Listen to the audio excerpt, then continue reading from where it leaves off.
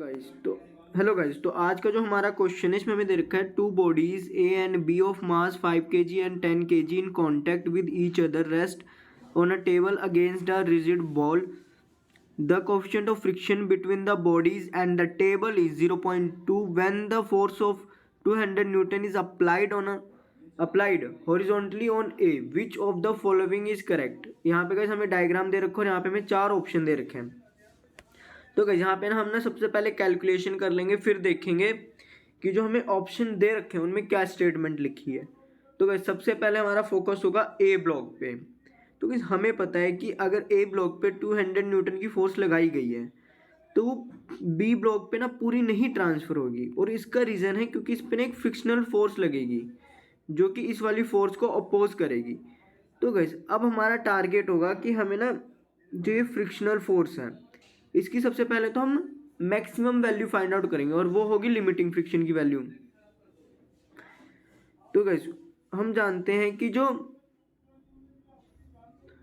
Frictional force होती है उसकी जो लिमिटिंग वैल्यू होती है उसको निकालने के लिए हम ये वाला फॉर्मूला यूज करते हैं म्यू एम जी.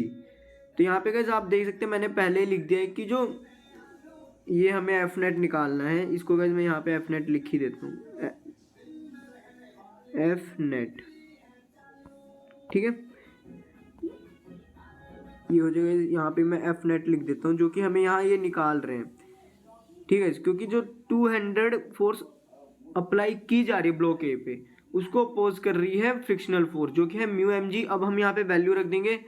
म्यू की जगह हम पुट करेंगे 0.2, एम की जगह पुट करेंगे 5, जी की जगह पुट कर देंगे 10. तो इस पूरे को सॉल्व करके जो हमारी फोर्स आ रही है एफ नेट वो आ रही है 190 न्यूटन. यानी कि जो ब्लॉक ए है वो 190 न्यूटन की फोर्स ब्लॉक बी पे अप्लाई कर रहा है. ठीक है, अब गाइस हमारा जो टारगेट होगा वो होगा कि जो ब्लॉक बी है वो वॉल पे यानी कि दीवार पे कितनी फोर्स अप्लाई कर रहा है. तो गाइस ये एफ नेट गाइस इसको भी ले लेते हैं यहाँ पे. वो गाइस जो हमने ऊपर निकाला है ना वो ये वाला एफ नेट है, ये वाला एफ नेट है. ठीक है, अभी गाइस हम इसको भी निकालेंगे क्योंकि ये वाला एफ नेट वो आएगा ना जो कि फोर्स दीवार पे लग रही है किसके द्वारा, बी के द्वारा. ठीक है, बी के थ्रू लग रही है जो दीवार पे फोर्स. अब गाइस हमारा टारगेट होगा कि हम यहाँ पे कैलकुलेट करें कि ये एफ कितना है क्योंकि गाइस यहाँ पे बी ब्लॉक का मास है ना वो ए से अलग है. और गाइस हम देख लेते हैं कितना है. ए का गाइस हमें 5 kg दे रखा था, बी का हमें दे रखा है 10 kg. तो गाइस हम एम की जगह पुट कर देंगे 10 kg, बाकी सब सेम रहेगा. तो यहाँ से जो फ्रिक्शनल फोर्स आ रही है वो 20 न्यूटन आ रही है. तो अब अगर मैं एफ नेट निकालूँ जो कि ये वाला है वो आएगा गाइस 170 न्यूटन. आप देख सकते हैं. तो गाइस इसका मतलब क्या हुआ कि जो ब्लॉक ए है वो 170 न्यूटन की जो फोर्स है ना वो बी पे अप्लाई कर रहा है. यानी बी पे नहीं गाइस, जो बी ब्लॉक है वो 170 न्यूटन की फोर्स वॉल पे अप्लाई कर रहा है. ठीक है, अब गाइस हम ऑप्शन पढ़ते हैं.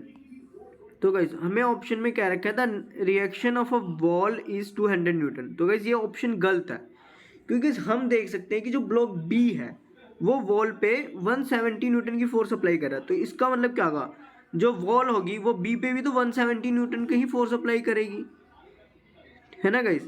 तो इसका मतलब हुआ कि ऑप्शन फर्स्ट तो गलत है. अब हम ऑप्शन सेकंड पढ़ते हैं जिसमें लिखा था action reaction force between A and B is more than the reaction of a wall. तो गाइस ये ऑप्शन सही है क्योंकि आप यहाँ देख सकते हैं कि जो रिएक्शन फोर्स होगा वॉल का बी पे वो होगा 170 न्यूटन क्योंकि जो बी है वो वॉल पे 170 न्यूटन की फोर्स अप्लाई कर रहा है.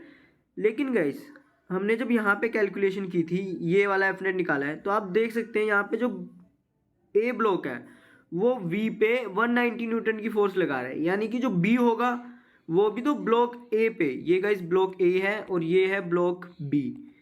ठीक है, तो अगर ब्लॉक ए इस पे 190 न्यूटन की फोर्स अप्लाई कर रहा है तो रिएक्शन में ब्लॉक बी ब्लॉक ए पे भी तो 190 न्यूटन की फोर्स अप्लाई करेगा, है ना गाइस. और हम देख सकते हैं कि 190 न्यूटन 170 से तो ज़्यादा ही है.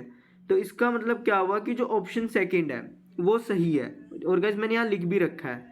अब गाइस ऑप्शन थर्ड को भी हम पढ़ते हैं. क्या लिखा है, the action reaction force between A and B is less than the reaction wall तो गाइस आप देख सकते हैं कि ये ऑप्शन गलत हो जाएगा, क्योंकि जो एक्शन रिएक्शन फोर्स है ए एंड बी में वो है 190 न्यूटन, और जो वॉल है वो बी पे लगा रही है 170 न्यूटन। यानी कि गाइस हमने पहले भी देख चुके हैं कि जो ये एक्शन रिएक्शन फोर्स है ए और बी के बीच में वो ज़्यादा है वॉल की रिएक्शन फोर्स से।